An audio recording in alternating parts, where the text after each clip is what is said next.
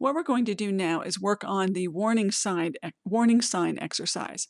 So to start this out, what you're going to need is your rulers showing. And if you don't see your rulers, like you see here in mine, you're going to go to View and bring down Show Rulers. That will bring the rulers at the top and over at the left.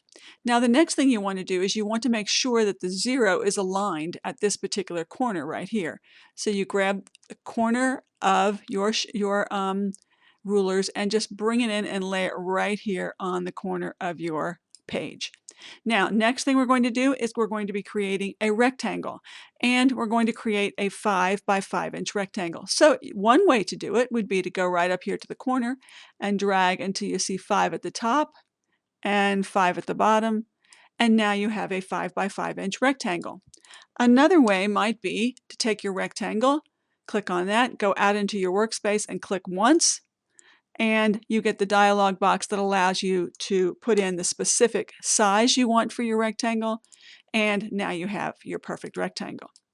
Now the next thing I want you to do is I want you to put a particular color onto this fill. So right now we have green, but it's going to be like sort of a warning sign, so we're going to make it yellow. And we're going to do that by going over here into our color palette. And on the first, which is CMYK, for the first one, I want you to put in a 0. For the second value, I want you to put in a 13. For the fourth value, which is a third value, which is Y, I want you to put in an 84. And the K, I want you to put in a 0. So now you have this really, really nice yellow that's great for the warning sign. Next thing I want you to do is I want you to actually make a copy of this warning sign. So if you hold down your Alt key, notice you get a double arrow, and I'm going to pull this over just a little bit to the side. Now on our warning sign, what we're going to do is we're going to have one rectangle, or excuse me, one square inside of another square. So what I want to do here is I want to make it a little bit smaller. So I'm going to hold down my Shift key so I don't change the proportion and make it just a little bit smaller. And now when I lay it inside, you can see that it's just a little bit smaller. Now I actually think I'm going to make it just a touch bigger, just a little bit. There we go, exactly right. Using my arrow keys, get it centered.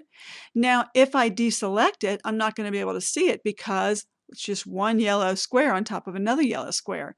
So I'm going to bring forward my stroke, and I'm going to make my stroke black. And I'm going to change the stroke number up here to 3 points. So it's a nice, strong, bold black line. I'll finish off the next part in the next video, part 2.